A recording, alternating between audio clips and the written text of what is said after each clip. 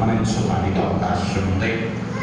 ఆదికాండము 35వ అధ్యాయం మొదటి 4 వచనాలు ఎవరైనా ఒకరు చదువుదాం.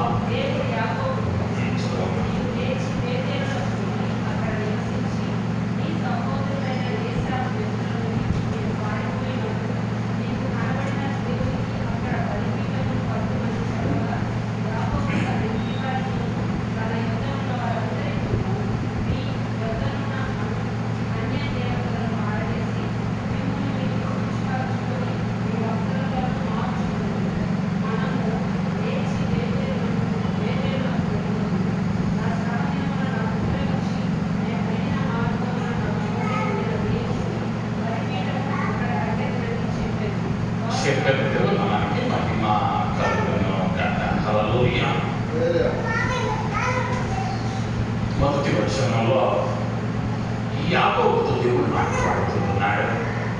ఇవి లేచి బేతేలునకు వెళ్ళి అక్కడ నివసించు అని చెబుతున్నాడు. ఈ యాకోబుతో ఎందుకు దేవుడు మాట్లాడాడు అన్న విషయాలను గమనిస్తే 34వ అధ్యాయంలో తన కుమార్తె అయినటువంటి దీనా కుటుంబానికి తలవంపులు తెచ్చింది. కుటుంబం యొక్క పరువు పోయింది. తండ్రి వేదన పడతా ఉన్నాడు. కుటుంబ గౌరవం నాశనం అయిపోయింది. ఇప్పుడు కుటుంబం దేని మధ్య ఉంది అంటే కన్నీటిలో ఉంది, నిస్సహాయ స్థితిలో ఉంది, శత్రువుని ఎదిరించలేనటువంటి పరిస్థితి, లేదా శత్రువుని యొక్క బలం అధికంగా ఉంది. ఆ బలహీనమైన సమయంలో యాకోబుతో దేవుడు మాట్లాడుతూ ఉన్నాడు.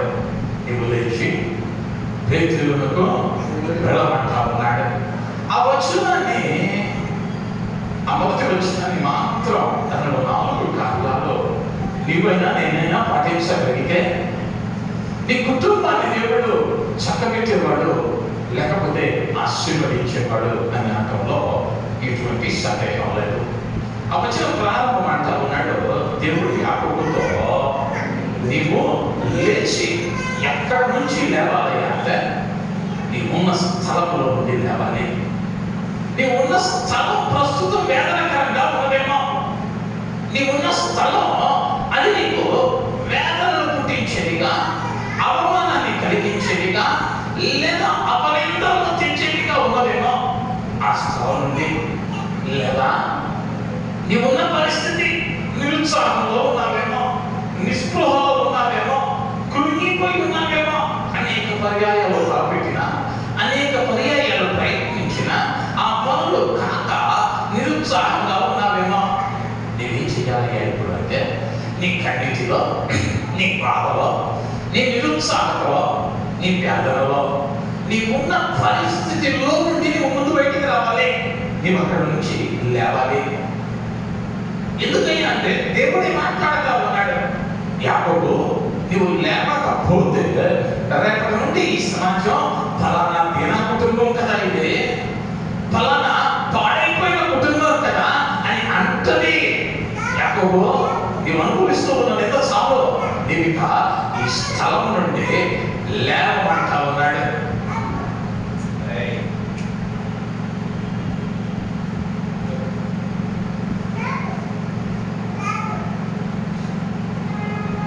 ఉన్న స్థలం నుండి లేవమంటా ఉన్నాడు. నీవైనా నేనైనా ఈరోజు ఏ పరిస్థితుల్లో మధ్య ఉన్నామో, ఎటువంటి స్థితిలో ఉన్నామో, నీ కుటుంబం కట్టబడాలి అంటే, నీ కుటుంబం ఆశీర్వాదకరంగా ఉండాలి అంటే, నీ ఉన్నటువంటి నిరుత్సాహంలో నుండి నువ్వు బయటకు రావాలి. నీ వేదనలో నుండి బయటకు రావాలి. ఎందుకు రావాలయ్యా అంటే యెషయా 40వ అధ్యాయం మొదటి వచనంలో ఆయన అంటా ఉన్నాడు, నీకు వెలుగు వచ్చి ఉన్నది, నీకు వెలుగు వచ్చి ఉన్నది, లెమ్ము తేజరిల్లుము, యెహోవా మహిమ నీ మీద ఉదయించును, యెహోవా మహిమ నీ మీద ఉదయించును. ఆయన నీలోనికి వచ్చాడు, నీ మీద ఉన్నాడు, ఆయన వెలుగు నీలో ఉన్నది. కాబట్టి నీవేం అవ్వకూడదయ్యా అంటే ఆ కృంగిపోయిన స్థితిలోనే, ఆ వేదనకరమైన పరిస్థితుల్లోనే, లేదా ఆ కన్నీటిలో, ఆ వేదనలో నీకు ఉండకూడదు. నీ వస్తావు నుంచి లేవాలి. ఎందుకని అంటే నీకు సూర్యుడైన యేసు నీ మీద ఉదయించాడు. ఆయనను కనుక నీవు రక్షకునిగా అంగీకరించిన వాడవుగా దానవుగా ఉంటే నీవు కృంగిపోవాల్సిన అవసరం లేదు. నీవున్న స్థితిలో నుంచి నీవు లేవవలసిన అవసరం ఉన్నది. రెండవదిగా అంటా ఉన్నాడు 35:1 పేతురునకు వెళ్ళుము.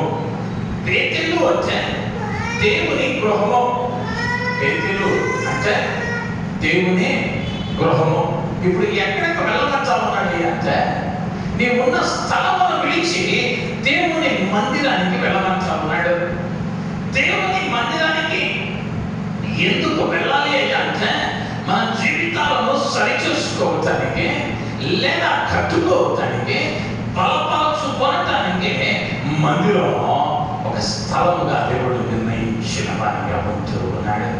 నీవే పరిస్థితి మధ్యలో ఉన్నా నీ కుటుంబం ఆశీర్వాదకరంగా ఉండాలి అంటే మందిరం అన్నది అవసరం. యాకోబు కదే చెబుతూ ఉన్నాడు, నీవు ఇక్కడ వద్దు యాకోబు, నీవు లేచి బేతేలుకు వెళ్ళు. ఆ మందిరం అనబడిన చోటుకి నీవు వెళ్ళగలిగితే నీ జీవితం ఆశీర్వాదకరంగా ఉంటుంది అన్న విషయాన్ని దేవుడు తెలియజేస్తూ ఉన్నాడు. దాన్ని కీర్తనకారుడు అన్నాడు. కీర్తనల గ్రంథం 16వ అధ్యాయం 11వ వచనానికి రాగలిగితే,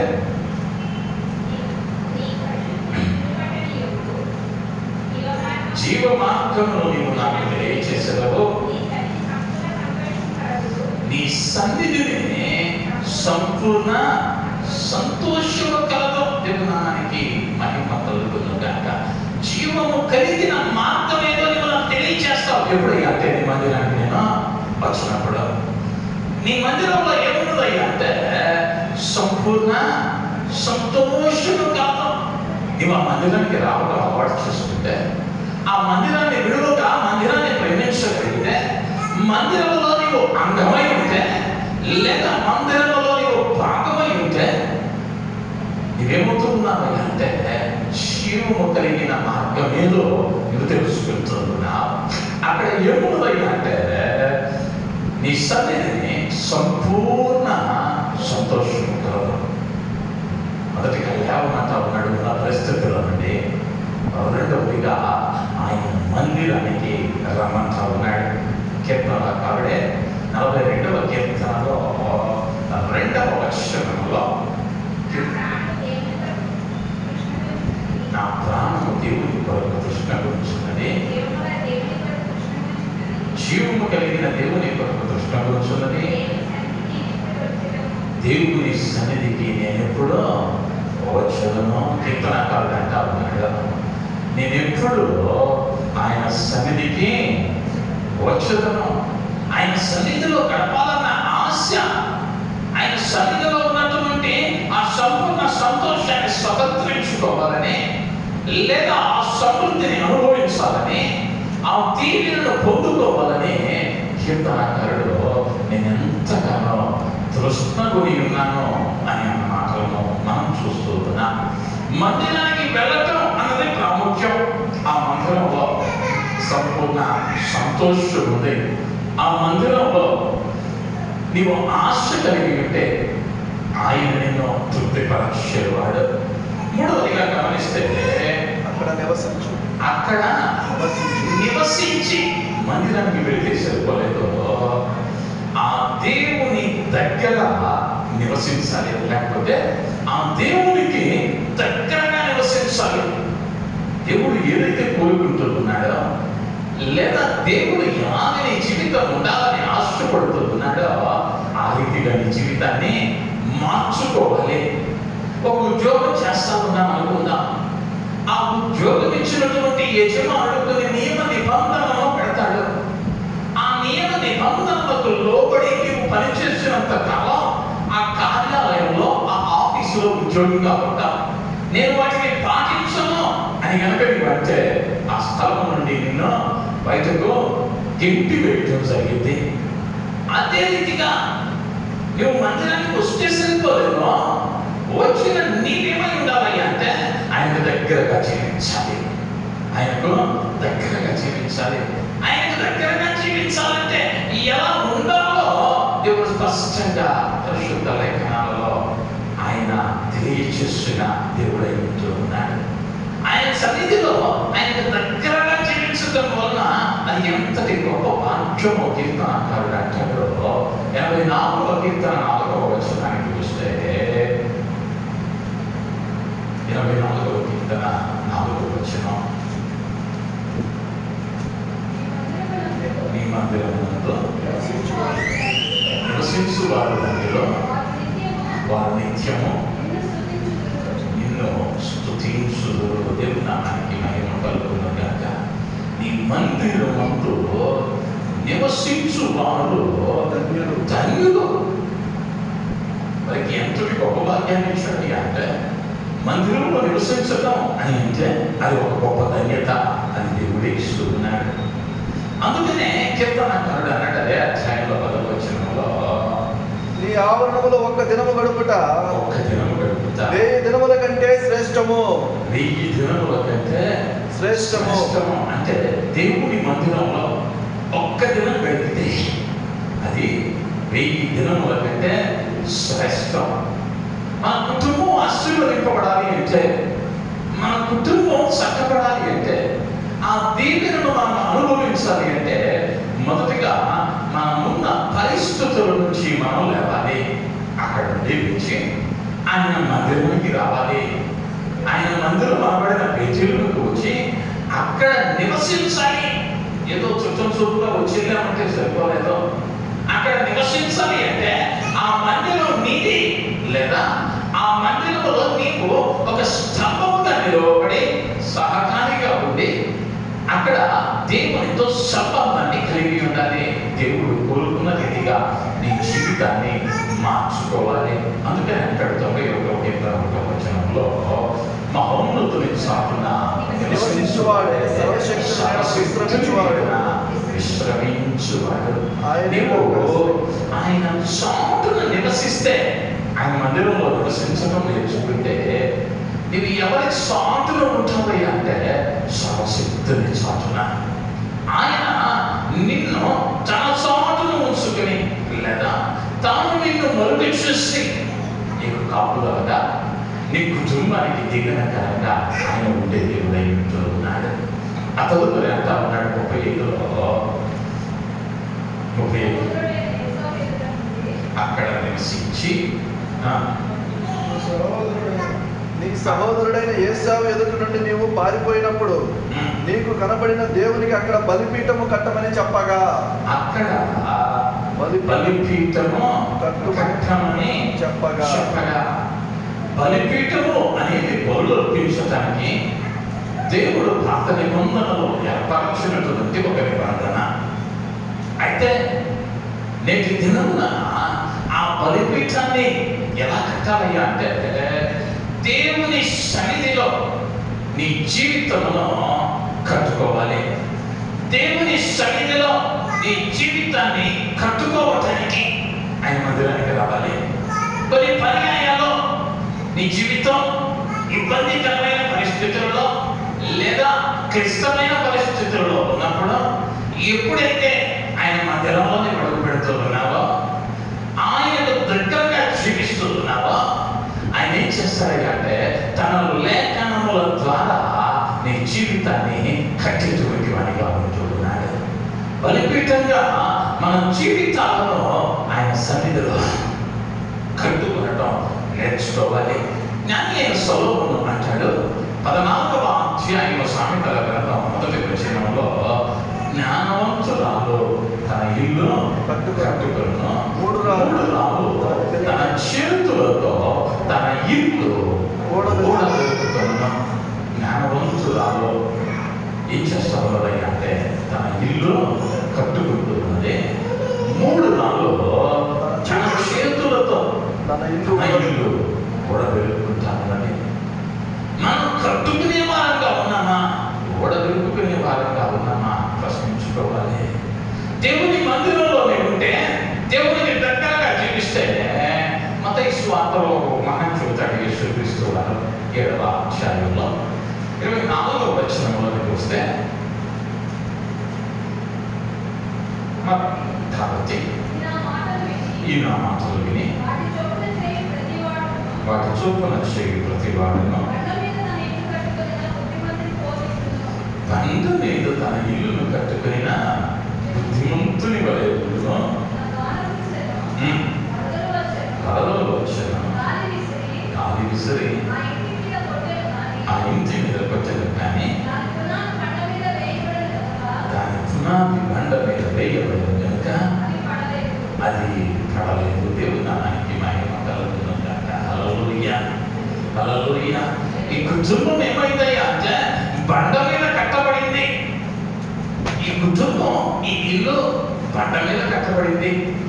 ఎప్పుడైతే బండ మీద కట్టబడిందో వాన వచ్చింది, వరద వచ్చింది, గాలి వచ్చింది, కానీ ఆ ఇంటిని ఏమీ చేయలేకపోయింది.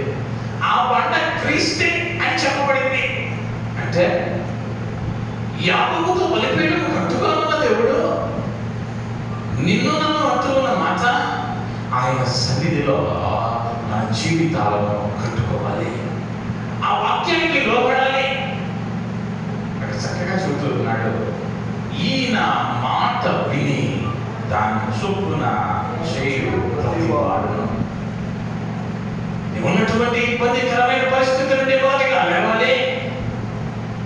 ఏ నిస్పృహలో ఉన్నావో, ఏ ఇబ్బందిలో ఉన్నావో, ఏ కష్టంలో ఉన్నావో, ఏ కన్నీటిలో ఉన్నావో, ఆ కన్నీటిని విడిచి నీతి సూర్యుడైన దేవుడు నీ మీద ఉదయించాడు కాబట్టి, ఆ దేవుడు నీతో ఉన్నాడు కాబట్టి నీవిక అక్కడే ఉండవలసిన అవసరం లేదో నీవు ఆ స్థలం నుండి లేవాలి. లేచి బేతేలుకు రావాలి. దేవుని గృహమైనటువంటి ఆ బేతేలుకు వచ్చి ఆ మందిరంలో ఆయనకు దగ్గరగా ఆ మందిరంలో నీవు నాటబడాలి. నాటబడటంతో మాత్రం ముగించగా ఆ నాటబడిన నీవు ఆయనకు దగ్గరగా జీవించాలి. ఆయన కోరుకున్న జీవితం నీలో నాలో కనిపించాలి. ఆయన ఇష్టపడేటువంటి బ్రతుకు మనలో ఉంటే నీవు ఆయన సన్నిధిలో గడుపుతూ ఉన్నటువంటి సమయం కొద్దిదైనా అది విలువైనదిగా మార్చబడుతూ ఉన్నది. అందుకనే అన్నాడు, ఒక్క దినము గడుపుతా 1000 దినముల కంటే శ్రేష్టము. అంటే 3 సంవత్సరాలకు ఒక రోజు ఆయన సన్నిధిలో గడిపితే 3 సంవత్సరాలు ఆయనతో గడిపినంత ధన్యత. ఆయనతో గడిపేటువంటి సమయం కీర్తనకారుడు ఉన్నాడు, ఎప్పుడు ఈ సన్నిధికి నేను వచ్చేదను, నేను నీ మందిరం యొక్క ద్వారం యొక్క నుండుట నాకు మేలు అంటూ ఉన్నాడు. అంతేకాదు, వచ్చిన నీవు బలిపీఠం కట్టాలి. బలిపీఠం కట్టడం అంటే దేవుడు నీతో మాట్లాడుతూ ఉన్న మాటలో ఆ మాటలను విని వాటిని గైకొని వాటి అనుగుణంగా నువ్వు నడుచుకుంటే ఇవేమవుతూ ఉన్నావయ్యా అంటే బండ మీద కట్టబడిన గృహం వలె వానలు వస్తాయి, వరదలు వస్తాయి, గాలి వీచుద్ది, కానీ ఈ గృహం ఏమవుతున్నదయ్యా అంటే బండ మీద కట్టబడింది. అది ఎటువంటి ప్రమాదానికి గురి కాక అది నిలచి ఉండేదిగా ఉంటూ ఉన్నది. కుటుంబం ఆశీర్వాదకరంగా ఉండాలి అంటే ఈ 4 కార్యాలు మన కుటుంబాలలో ఉండాలి. ఈ 4 కార్యాలు మన కుటుంబాలలో ఉంటే మన కుటుంబాల్లో ఆయన బలపరిచేవాడు, ఆశీర్వదించేవాడు. ఈ మాసంలో దేవుడు మనమున్న స్థలంలో నుండి లేచి ఆయన మందిరానికి వచ్చి ఆయన మందిరంలో ఆయనకు దగ్గరగా జీవిస్తూ ఆయనలో మన జీవితాలను కట్టుకునేటువంటి ధన్యత వాక్యం దేవుడు మనకి చెబుతున్నా. తల వంచుదా చిన్న ప్రార్థన. కృప కలిగిన మా యేసయ్య, ఈ రాత్రి కాలంలో మా కుటుంబాలను కట్టుకోవడానికి, మమ్మల్ని సరి చూసుకోవడానికి ఈ యాకోబు యొక్క ఆయన జీవితంలో నుండి నీవు మాట్లాడిన మాటలపై వందనాలు. ఈ యాకోబుతో నీవు మాట్లాడుతూ ఉన్నా, నీవు లేచి బేతేలుకు వెళ్ళి అక్కడ నివసించి అక్కడ బలిపీఠం కట్టమన్నావు. అయ్యా, మాతోనూ మాట్లాడావు. మేము ఉన్నటువంటి సమాన స్థితిలో నుండి లేచి అయ్యా నీ మందిరం ఆవిడ దేవాలయంలో ఆయన నీకు దగ్గరగా నివసిస్తూ అయ్యా నీలో మా జీవితాలను కట్టుకునేటువంటి అనుభవం, ధన్యత, భాగ్యం మాకు దయచేయమని దీవించి ఆశీర్వదించమని ముందున్నటువంటి ప్రార్థనలో నీ కృపను కుమ్మరించమని యేసు నామములో అడుగుతున్నాను తండ్రి. ఆమేన్. ఆమేన్.